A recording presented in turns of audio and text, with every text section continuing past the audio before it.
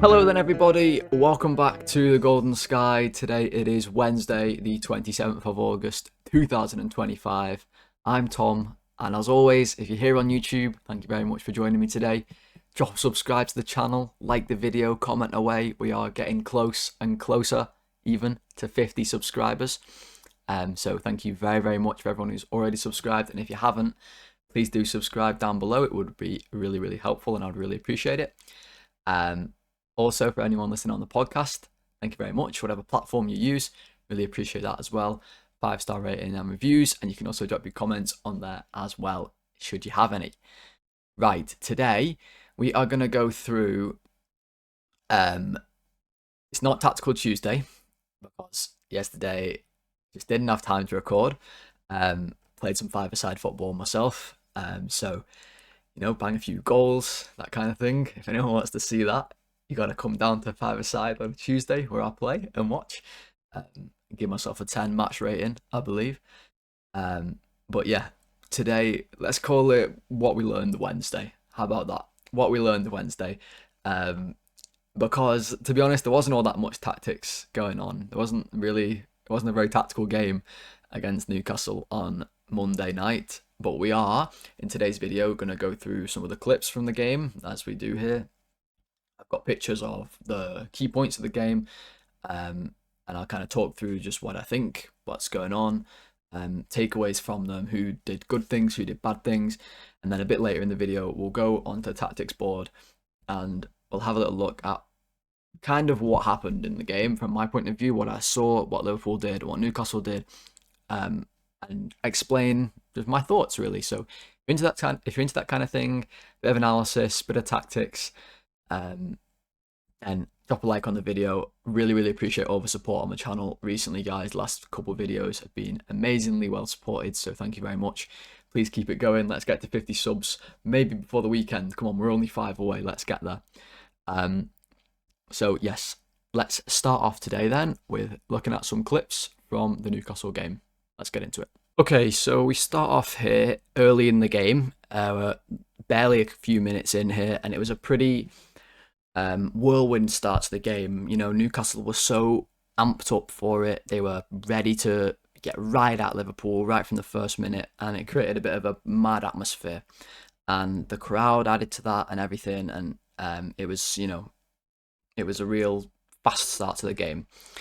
And we start off only a few minutes in with Gordon and Wirtz down here with the ball. Gordon is about to draw a free kick from Wirtz. He's very clever at this. He even did it a few times just in this game alone. He waits for the player to be behind him. He steps across with his foot, sort of leans across, and then just falls to the floor and wins a foul, which is exactly what he does. And I'd just like to point out the position of some of our players. You know, Van Dijk is up front. This is from clearly a set piece situation that's just petered out, or something of the like, because he would obviously not be standing here normally.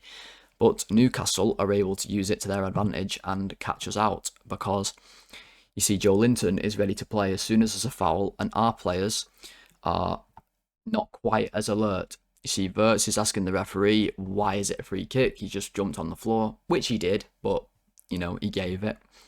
Van Dijk's not running back yet. He's only about to start. See, Szoboszlai looks quite relaxed. Ekitike, Salah, all quite relaxed, not quite ready.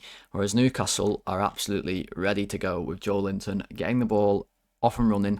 You know, couple that with the crowd spurring them on. They were ready to go. They really put us under a lot of pressure early doors. And as a result, they're able to get the ball to Livramento. You see now our players are reacting. You've got Wirtz running back, Ekitike, Van Dijk, Szoboszlai's trying to put pressure on the ball. Everybody is reacting, pressure on the ball. However, we're not close enough, and Livramento just has this easy pass to Bruno. And I wanted to point out, just like I did in the Bournemouth tactical video, just this absolute ocean of space that we have in the middle of the pitch. Now, this isn't entirely Liverpool's setup fault. It's, like I said, off a bit of a set piece. You know, Van Dijk would ordinarily not be here, and you'd think that you might have a midfielder here and maybe a midfielder here, or at least one, perhaps. They are actually both at centre back, which you'll see in the next clip. Here's our right back, and then Konate is sort of too wide. He's covering for Szoboszlai, so everybody's just a bit out of sync here. They catch us off guard. But saying that, we did defend transitions a bit better in this game, I think, than against Bournemouth, despite the fact Newcastle put us under so much pressure. Nevertheless, Livramento is able to play this ball into Bruno, right past Humpty Dumpty, and we move to the next clip where Bruno has the ball in loads and loads of space, loads of time, and you can see immediately this is exactly what we talked about on the preview. If you haven't watched the preview, go and watch it, but we talked about how if we play such a high line, Newcastle's forwards are all really fast, and like Villa did, they'll expose themselves to players like Elanga, maybe Barnes from this sort of region, running in behind into oceans of space. That's exactly the situation we find ourselves in here. We're so high, only a few meters away from the halfway line. If they time the runs right, they can get in behind, especially if we don't have pressure on the ball, which we don't here. Bruno actually does play this ball through here to Elanga. You'll see in the next clip, that's where it goes. Luckily for us, he overhits it because Elanga is absolutely in. One of the fastest players in the league, probably the top 3 fastest players in the league, to be honest. Kirkers is relatively quick, but not the level of Elanga's speed, so he would have left him for dead. You see our players nowhere near. You see the positions. We've got Konate at right back, Gravenberch and Jones at centre back. It's just a bit chaotic, and you'll see Elanga beats the offside trap. Bruno gets ready to play the pass. You see all this space they have. I mean, there's just so much room. I don't know where Gravenberch is going. I don't know why he's like stopped here. These guys are just not doing anything really. Kirkers is now thinking about playing offside. It's just a mess, really, to be honest. But it all happened very quick, so you can't really blame them.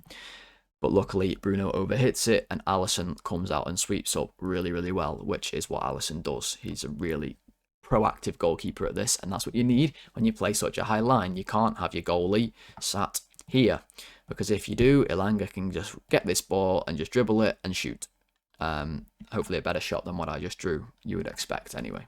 Okay, so next clip here. Again, we're under more pressure. It's more defending for Liverpool, which we did a lot of in the first 20 minutes. And we actually didn't concede in the first half, even when we were under pressure, which you could say is a sign of improvement, a show of our resolve and being strong under pressure. Or you could just say we got a bit lucky. Either way, we didn't concede. But here was a chance for Newcastle. So Trippier has the ball, and he's going to play, to be honest, just an easy ball down the line. But because of Elanga's pace, he makes it into something. Our setup isn't too bad. You see, Jones is close to Bruno. Gordon's dropping off because that's what he does. He's not an out-and-out number 9. Everything's pretty much fine. But Trippier plays the ball down the line, and you see where it actually lands before anyone even touches it.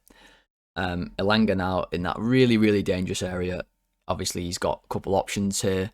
You could go to Barnes, maybe, or you could come here to Joelinton. But the reason why I put this in is to highlight this man, Dominic Szoboszlai. Playing right back, an unbelievable performance from him in this game, and this was his first major intervention. I mean, defensively showing his attributes, because Elanga cuts this back. I mean, look how dangerous the situation is where he gets the ball into. It's in the 6-yard box with Joelinton coming on, ready to hammer it in the net. But Szoboszlai, this was the closest screenshot I could get to him making contact with the ball. What he does is just sort of flick it away. The ball goes this way, but he just flicks it and stops Joelinton just hammering it in the net there, and essentially saves the goal. So it's brilliant from Szoboszlai. It's not so great from Liverpool as a team to just let the ball come down the line so easily as it did. But it's tough when Elanga is as fast as he is, and it was a good ball from Trippier as well. But Szoboszlai excellent at that back post. Okay, next clip now, and this is just a really, really simple passage of play. Nick Pope is going to just launch this ball up the pitch. Not much to say about this, it's just the start of the phase of play. The main problem we have here is Konate, right? who has started the season in awful form. I mean, really, really, really bad form. He is so out of sync at the minute. I don't really know what to say about him. And you see here, Gordon, who is not a number 9, is able to actually just bully him in the air as well. Look, Gordon's jumped early, and you could argue perhaps it's a foul. But Gordon's also not a number 9, and he's a lot smaller than Konate. So he has to try and impact the game in his own way. And I don't think he's done anything wrong here. I think Konate has to be stronger and not let him get into his back and move him. He has to get up in the air and get ready to head the ball. Van Dijk wants a foul. Maybe. I don't know. Anyway, Gordon gets on it. Is able to actually bring the ball down. And you see Konate, he's just not... What is he even doing? It's just individual errors, really, that we're looking at here. Like I said, guys, not that much tactics in this game, to be honest. Gordon gets on the ball, and eventually it breaks out to Barnes. Now, for me, when we're here now, we're actually okay. Like, the back four is actually in an alright spot. You know, Szoboszlai's here, Kerkez is here. Van Dijk's covered around, but we're fine with where the ball's going. You know, Barnes is only going out here, right? But Konate, I don't know if he's in a panic or if he's eager to make up for not winning the header. But he just decides, I'm going to sprint over and try and get the ball, okay? Now, obviously, his normal position is this sort of right centre-back spot, and Van Dijk would take up the left centre-back spot. But they don't get there because Konate decides he's going to just chase after the ball, which you'll see. So he does exactly that. He chases the ball, but it's still fine. Everything's still fine. You know, he's got close to Barnes. He's closed him down well. You could say that's good defending. You know, he's slowed the attack. Everything's okay. The problem is it goes to Elanga, who, to give him his credit, has improved a lot as a footballer over the last few years. He's really, really dangerous now. He's a genuinely good attacker. And it's because of his speed, a lot of it. And he takes Kerkez here, and he doesn't do anything special. He just legs him down the line. And like we said before, Elanga is absolutely rapid. So he gets his cross in. Important to point out here, these two are our best two players against Newcastle, and they're the two that are nice and alert. You see Van Dijk is already telling Szoboszlai, look, be careful of Gordon here. He already knows. This guy sees everything. He's like the oracle, yeah? And Szoboszlai, in a decent position. For me, Konate, he's still concerned with Barnes, I understand, because Elanga could drop this off to Barnes, but I think he's got to get himself back in this back four. And you'll see that in a little minute, why I think that. Because Elanga plays this ball in, and again, Szoboszlai saves a goal. The defending again, exactly the same spot really as the Joelinton one inside the 6-yard box. This time it's Gordon. This time it's even more dangerous because Gordon actually makes contact with this ball. But Szoboszlai tackles it, blocks it, however you want to put it, and stops a certain goal once again. It was brilliant from Szoboszlai, and Liverpool survive. But I left this photo in, which is a good shot, to be honest, of why I believe Konate should not be here, but should actually be like, oh, I can do that. Hold on, I'm learning things on the fly. He should be here, right? Because if he's here, right, I think Elanga might cross this and he might be able to cut it out. Once Elanga's here, he's doing nothing here. He's not affecting the play whatsoever. Gravenberch is fine. Szoboszlai is concerned with Gordon. Van Dijk's in not the worst position in the world. Remember, he's sort of covering at the minute for two centre-backs. And Elanga's cross is brilliant. We saw it actually landed here. But if you have a player to maybe cut it out at the front post, I don't know. I just feel like he could affect it more than where he is here. And I just put that in, mainly to highlight Szoboszlai, but also just to show sort of the tricky form he's in at the minute. This continues in the next clip. So this time he's actually brought the ball down. He's looking fine. Everything's good. He takes a nice touch. We've got many, many options here. So he can just pop this one to Szoboszlai. He can go to Gravenberch. He can go... Oh, I'm going to move arrows around here. He can go to Wirtz. It's fine. There's loads of options. But he, for whatever reason, he sort of rushes it a bit, I think. And even though he's got this easy pass in front of him to Wirtz, easy pass, he tries to like lift it over the top to go to Gravenberch. Anyway, Tonali just sees this and sniffs it out. You can see Newcastle how aggressive they are with the press. This is again early in the game. Gordon is right next to Van Dijk. I mean, right on the edge.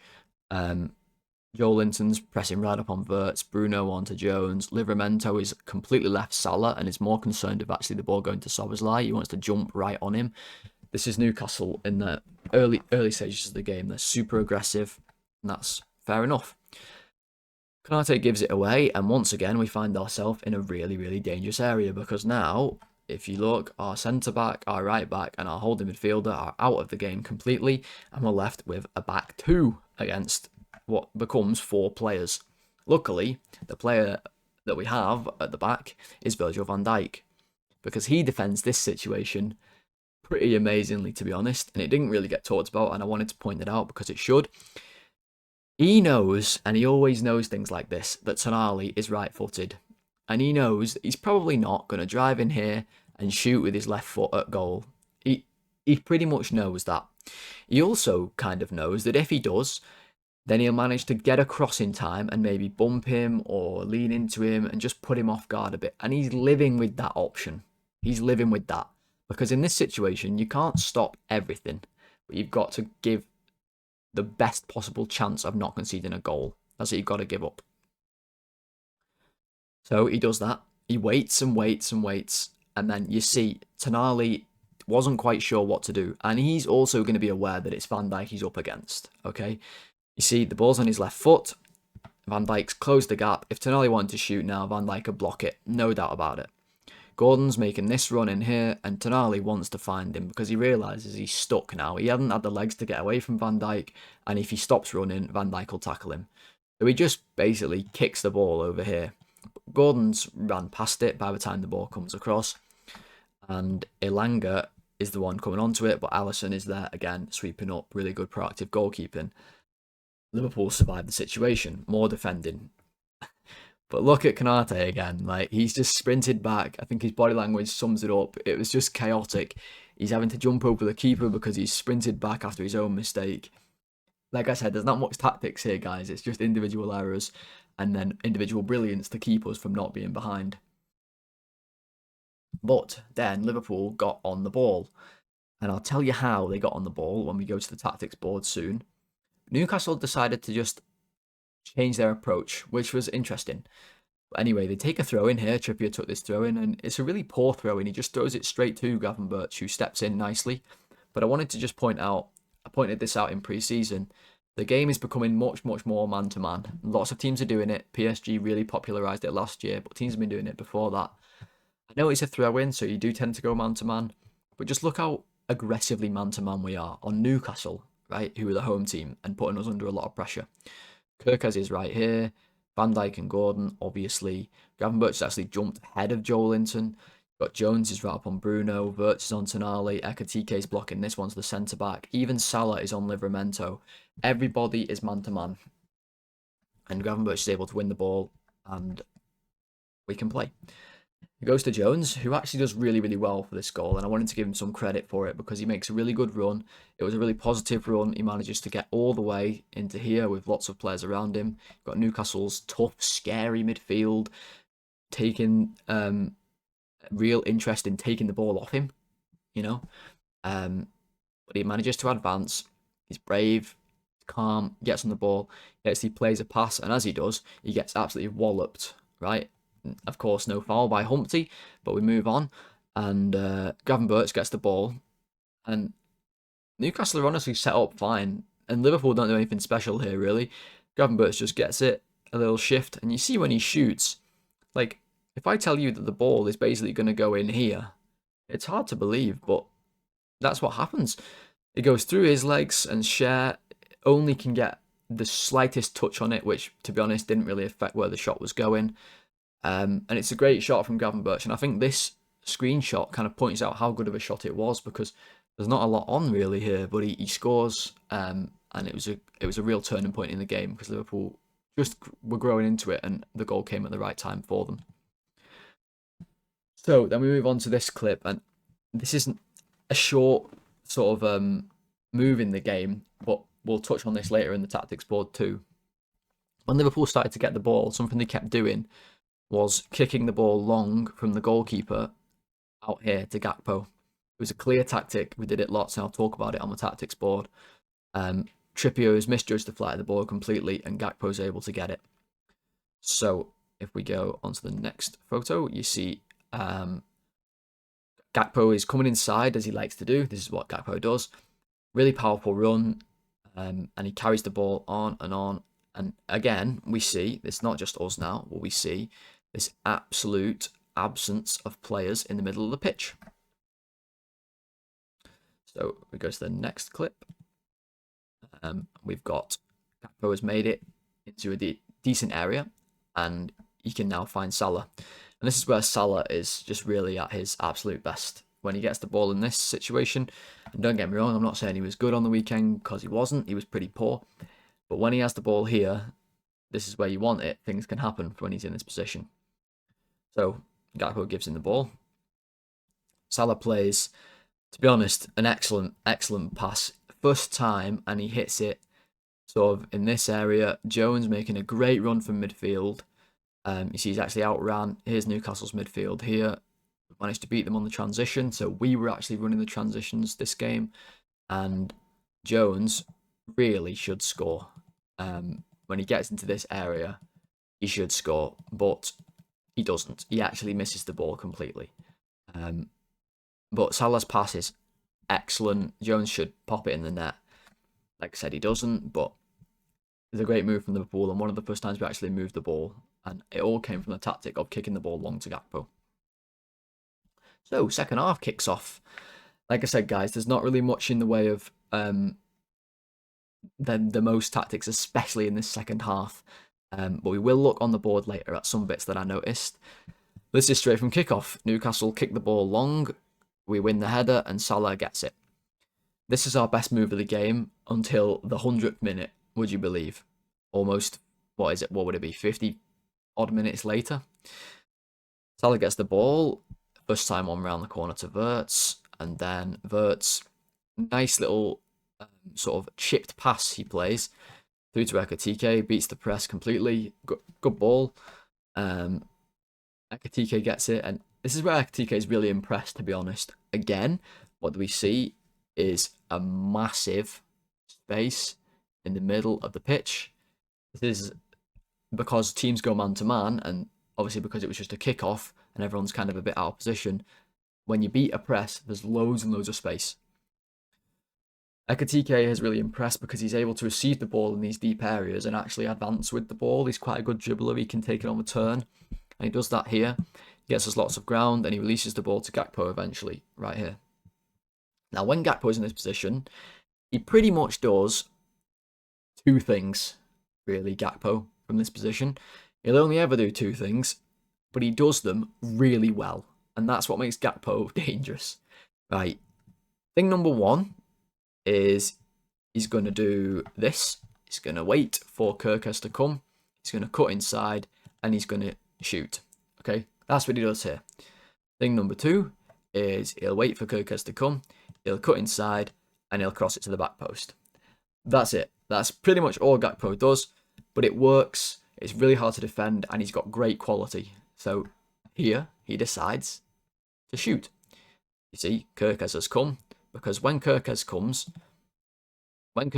guys, Trippier has to go with him. Otherwise, Gakpo can obviously just play him in. That's why it's important for Kirkes to come, and he knows this. You can see the run he's making. He's absolutely busting a gut to get into this area because he knows it helps Gakpo. It's a pretty easy, simple play, the overlapping fullback. Gakpo comes inside. He has a shot. It's actually a good block by Cher, but it falls back to Gakpo. We get a bit of luck, and then you see this man on the edge of the box, the killer, the stone cold killer, Hugo Ekitike. He's going to get the ball and basically pop it in the corner of the net. It's such a composed finish. I love taking these snapshots of the moment they're about to score, and you can see what they sort of had around them. You know, look at the pressure he's under from these three Newcastle players. It's so composed, and to not snatch at it, to just side foot it in the corner and give Pope no chance, is just, it's beautiful. It really is. A great goal and a great move from Liverpool. And also something that we've been looking at this season, players in the box. got our left back, we've got our number 10, we've got our right winger, we've got our striker, we've got our left winger, and that's it. And that is fine. Jones is fine to be here. He's joined the attack, but in a safe way. He's able to help with transitions. And the most important thing is you can't see Ryan Gravenberch on the screen. And that's because he is somewhere this way. And that's where he should be. If you remember the Bournemouth game, we had, I think it was like 8 players in the box. Imagine this didn't go to Ekatike and Joe Linton gets the ball. And when that was Semenyo, he ran all the way to our box and scored. That's not the case here. We defend it much better. We're much more set up in our rest defence. And would you believe it, that's basically the next closest clip to this one that I wanted to show, which is the free kick in the 88th minute when Newcastle equalise. Because other than that, guys, the game was throw-ins and corners. It was awful. Again, we'll touch on that in the tactics board a little later on and explain why it was so difficult for us to actually get away from that, despite us having the extra man. But I wanted to point this free kick out in particular because of this. That is Liverpool's high line. Now, Arne Slot spoke about this at the end of the game, and he admitted that it was an absolute mistake to do this high line, but he did explain his reasoning. So, here is the reasoning. Basically, it's Van Dijk and the coaching staff who decide where the line gets set, and they decided that because this ball is so deep, I mean, look how far away it is from the halfway line, for God's sake. It's miles away. It didn't make sense for us to go back really far into our own box and invite the long kick, because Slot said they were getting second balls that were then throw-ins or corners, and we didn't want to give up another second ball. So we decided, let's put the line high. He did then admit that it was a mistake, because Pope belts this one anyway, and when you've got a player like Dan Burn, who is brilliant in the air and massive, and our player, again, for us, Konate, just getting absolutely mauled in the air. I don't know what he's doing. He lets this ball slide off his back. It's just so poor. I mean, he gets bullied by Dan Burn completely, and normally he's brilliant in the air, so I don't know what is it gotten into him at the minute. Sula is alive, gets the flick on. You see where the ball actually lands. Let's just go back to where the free kick was actually taken, where it lands. It's now right in the middle of our box. Sula gets the finish, and it looked as though Liverpool had drawn the game and thrown away 2 points. However, then Liverpool decided to actually play one move of football. You can see the time. We're nearly in the literally hundreds of minutes being played. We're in the 100th minute as we speak. Conor Bradley has the ball, and it's the first moment Liverpool will play a bit of football in God knows how long. And I wanted to point out on this goal the role of Harvey Elliott, because he's had a tough, I would say, few weeks at Liverpool. His pre-season wasn't amazing. He's not getting that many minutes. Will he move? I don't know. But he does really good for this goal. So I wanted to point that out. Bradley goes back to Konate, and you see where Elliott was. He's assessing the play. He's not in a position he can get it here, but when Konate gets the ball, he comes and shows, and he's really brave, and he actually starts this whole move. Because he gets this ball, and before Jacob Ramsey can pressure him and win it, he pops it off to Gravenberch, who equally does the same, giving it to Bradley. You see Elliott does that, pops it off first time, and Gravenberch, under a lot of pressure, finds Bradley. By this point, we've got the man advantage, and we make use of it, because Lewis Hall has to jump out here to defend Bradley, and that leaves, basically, Burn on Salah, Thiaw on Chiesa. Szoboszlai, who was playing number 10 at this point, is in a dangerous spot with Livramento dealing with him. And you can't see Rio, but he's down here somewhere as the extra man. We move on. Goes to Chiesa. Chiesa links up with Salah. And look at Szoboszlai. This is important. Szoboszlai, at the minute, you can see which direction his head is looking. Okay, he's looking over here at the play. And we'll get to that in a little bit when it's time for the dummy. But just keep in mind, at the minute, he's not looking anywhere else but at the play. Chiesa gives it to Salah.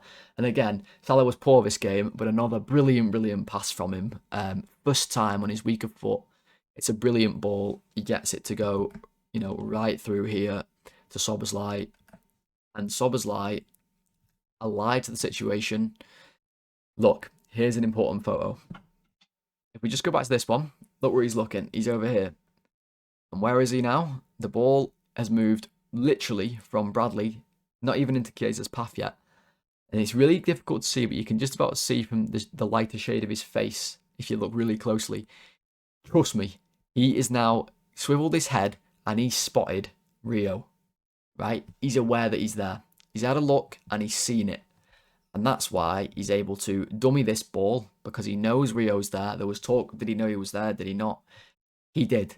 And that's shown in this screenshot, because before the ball's even gone to Chiesa, gone to Salah, and gone to Szoboszlai, he's looked and he's seen the move. And it's brilliant again from Szoboszlai. He doesn't get an assist for this, but really, he should. He was fantastic this game. Of course, then, Rio gets the ball. And look, it's a brilliant finish. It's an amazing finish, because if you think where he hits this ball, he absolutely belts it in this corner. It goes right in the corner. It's a brilliant finish. But to have the balls to do that, I mean, look where Pope is stood. I know that he's coming this way, but look where he stood. Look at all of this goal he has to aim at. Basically half the goal. Look at the time he has. He could take a touch and have a shot. He has the confidence to just belt this ball into the corner and send Liverpool fans into pandemonium. And that's what he did. And that's all the clips of the game. Like I said, there wasn't much tactics going on, but what we'll do quickly is just have a brief look at the tactics board and explain some of the things that I saw from the game. Let's go do that now. Okay, so here we are with the board. This is how the team's set up, as we saw. Now, the first thing that I wanted to point out was the press of Newcastle, and this is what we looked at in the preview again, but we saw how it worked in the actual game. So if we give the ball to Alisson as a goal kick, we had Konate here, we had Van Dijk, and actually Konate started with the ball. So if we move Newcastle's players up, this is how they were, right? They had Gordon and Barnes right here. They had Elanga really high, and then they had Bruno, they had Joe Linton, they had Tonali, and they were pushed really high up the pitch, as we expect, like this. Basically man-to-man all over the pitch. Livramento was sometimes even here, and they had Burn here. But most of the time, it was something resembling this. It was interesting to me. This is such a small detail. But we started with Konate with the ball. We usually leave it with Van Dijk. I think because we knew Newcastle might funnel us this way, we decided to pass the ball here and then try and get the ball over this side. But also, the key was Szoboszlai. So when Newcastle were pressing this high up, Szoboszlai basically sacked off right back on account of Barnes also being so central. As soon as we passed this ball, both of these two sprinted our defence because they wanted us to get the ball here and kick it long, which is what we did, and we'll touch on that in a second. But Szoboszlai, as soon as this happened, like we said in the preview, completely inverted like this. Gravenberch wasn't actually the one coming in for this bounce. Usually what we'll see a lot is a holding midfielder will come in and they'll look for a bounce like this. We decided not to do that, and I think that's because we knew how aggressive Newcastle would be. We instead moved Szoboszlai in. Alisson would pass him the ball, and then he was the one who would then try and get us out. It was really, really clever, I think, from Slot to do that, and we actually didn't get caught on the ball one time, really, passing out. And Newcastle for 30 minutes did this. They were really, really aggressive and really, really high. But then after 30 minutes, they just did something quite strange and enabled Liverpool to get on the ball. And apparently they do this in games where they just all of a sudden went to a bit of a mid-block. So if I just move everybody back here, like this, everybody came back. Liverpool were allowed to go forward.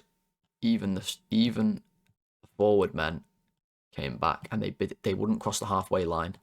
It looked like this. We had Van Dijk, we had Kirkes, Konate, Szoboszlai. And what you might have noticed is we actually had the ball without any pressure for 5 minutes before we scored. Right here between these two. And Gordon had no concern with running either of these players. No concern whatsoever. And it was interesting because it just allowed us to play a little bit. And I really wonder why they switched to that. If you think about the chance Wirtz had when he had a shot from about this position, it was because we were able to play a little bit, they just let us get into the game, and it was an interesting decision, but obviously one that worked in our favour. And something else that we kept doing, like I said, we were going to touch on this, was when Newcastle were really high, if I just move everybody back, again, to like something resembling high press. Just quickly grab everybody here and just shift them all backwards. We kept kicking the ball. Just get Salah and Livramento. We kept kicking the ball to Gakpo, and Liverpool definitely at the minute have a left-hand side bias. Definitely. And that means we always kick it to the left side. Salah is not getting that many touches, neither Verts' touches, you know, I think there could be more. Because maybe it's tactical due to the teams we've played, but we see Gakpo as a tactical advantage against the fullback. He's 6'4", you know, he's huge. We kept kicking the ball to him. He was doing pretty well. Trippier kept fouling him as well. And you saw the chance we had where he wins the ball here, and we managed to get the ball down here and into the box for Jones. That was because of this situation. So we had Szoboszlai inverting, we had Newcastle switch to a mid-block, and we had our long ball. Why on earth could we then not get out when Newcastle only had 10 men? So if we take Gordon off, okay, and let's imagine we're still kicking this way just for the purpose of saying I don't have to move everybody around again. Newcastle went something like this. So they had Elanga and Barnes pretty much as central strikers, the two of them, and they pretty much kept everything else the same, right? The reason why we couldn't get out is because from every single time the ball would go out for a throw, it was a long throw. It didn't matter where it was, and they would pack everybody into this box. Like, Dan Burn is coming right up. Joe Linton was right here. Obviously, Liverpool have our players in just an absolute bunch back in the box. And they basically squoze us in like this. TK was back, Gakpo's back, everybody was back. And they'd have someone taking the throw in. It was sometimes Livramento, sometimes Trippier. And basically, let's say it was Trippier, for example, for this one. They would throw the ball in. It's very simple, long throws. But they would always win something. They would always win a corner. They would always win a second ball. And we just weren't able to ever get a counter-attack. We just couldn't do it. The ball was in play for 40% of the game, guys. 40%. It was the lowest time the ball has been in play since 2010. Stoke City played in that match. And if you remember watching Stoke in 2010, if you aren't old enough to remember watching Stoke in 2010, it was the worst football that's ever been played in England. It was horrendous football. And basically, it was what we saw in the second half. Long throws, crosses, second balls, a lot. It was a painful half to watch, and thank God we got that equaliser, the winner, sorry, because after they got the equaliser, it felt awful. But we won, and that's basically what we saw in the game. Not that much tactics, but what we did see tactically, I hope I've just laid out to you there. Alright guys, that is going to do it for today's video. So if you did enjoy today's sort of not tactical Tuesday, more of a what we learned Wednesday, please do like the video and comment away, letting me know that you did enjoy it. Like I said, also, please do consider subscribing to the channel down below. We are now getting really, really close to 50 subscribers, which would be so cool to get to. Let's see if we can do it before the Arsenal game and keep the numbers flying on the channel, because I love to see it and I'm really enjoying making the videos for you all. So I hope you're all enjoying watching. We will have a live stream tomorrow, hopefully, of the Champions League draw. So if you do want to watch that when the draw's happening, come over to the channel and come in the live stream and you can chat with me and we'll look at who Liverpool will be playing in the draw. Until then, guys, I hope you did enjoy the video and hope you have a good rest of your day. And I'll speak to you all very soon. Goodbye.